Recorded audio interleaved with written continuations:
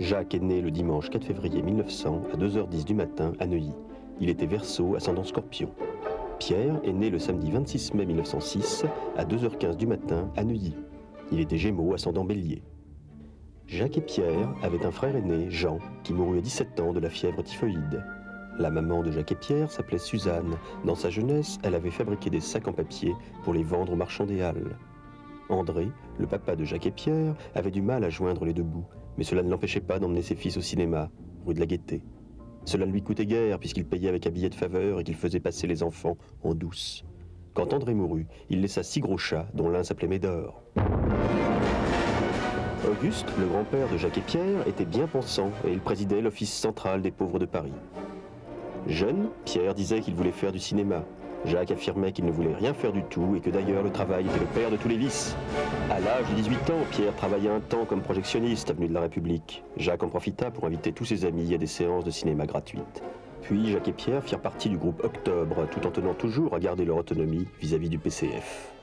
Jacques écrivit les dialogues d'un film, Le Trèfle à 4 feuilles, sur lequel Pierre était pressenti comme assistant. Le réalisateur se suicida, ce qui compromit radicalement l'existence du film. Mais Jacques avait l'habitude d'écrire des poèmes sur des bouts de papier qu'il déchirait ensuite, tandis que Pierre crayonnait des caricatures destinées elles aussi à la corbeille.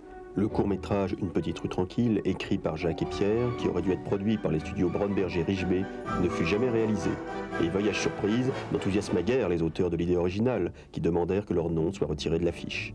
Jacques et Pierre s'exécutèrent avec le plus grand plaisir. Finalement, le film fut vendu aux enchères et faillit bien être acheté au poids pour finir sa carrière sous forme de vernis à ongles.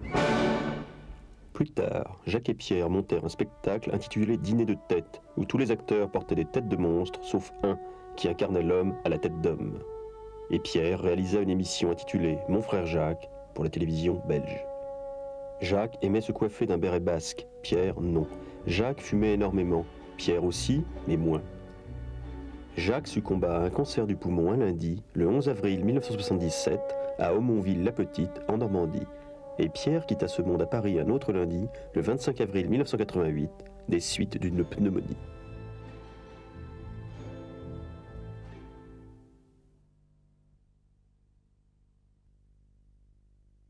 Voyage surprise!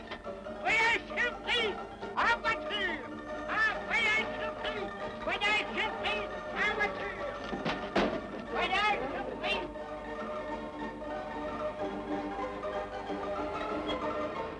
Ridicule! Grotesque! Mais qu'est-ce qui se passe? Qu'y a-t-il? Je n'ai jamais vu ça. C'est insensé, monsieur. C'est la police. C'est la retraite de Russie. Non, c'est la police, tout simplement. La police? Non, la police. Mais calmez-vous, ami. Ça s'est arrangé d'avance. Je vous explique. Mais tout de même, c'est palpitant. La police nous poursuit. Nous sommes des hors-la-loi, vous et moi. On dit terroriste! Sora!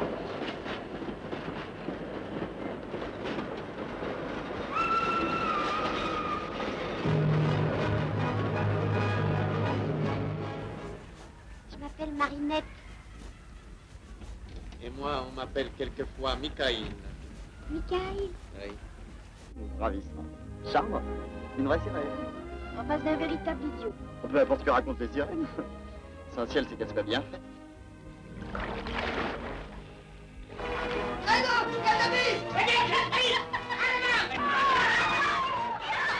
Mais ne craignez rien.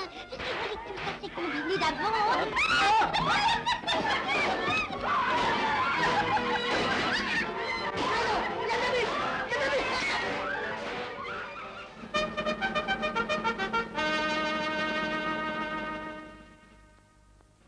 L'ennemi s'est replié, commandant. Oui, oui, nous avons fait une grosse impression. Oui.